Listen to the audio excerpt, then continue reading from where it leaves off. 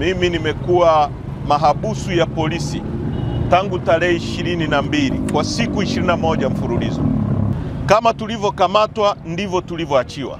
Hakuna mazungumzo yoyote tuliyofanya na mtu yoyote. Nataka hili liwe very clear kwenye public, kwa sababu watu wasilete propaganda kwamba tumeachiwa kwa makubaliano fulani. Hatuna makubaliano tulioachiwa nayo.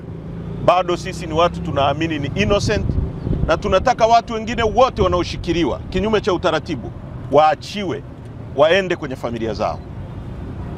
Chama chetu kwa haraka sana, naagiza vikao vya secretariat vipitie kwa undani na tuitishe kamati kuu, na kamati kuu ya chama chetu itatoa mwelekeo wa nini chama chetu kinazungumza na ni hatua gani tutachukua kwa kwenda mbele huko. Kwa haraka sana vikao vya kamati kuu na secretariat vitaanza, lakini kwa wale ambao ndugu zao wameumia, ndugu zao wamepoteza na taarifa hazipo, waendelee kuwasiliana na mamlaka za chama. Naibu katibu mkuu atatoa utaratibu ya namna ya kufikisha hizo message.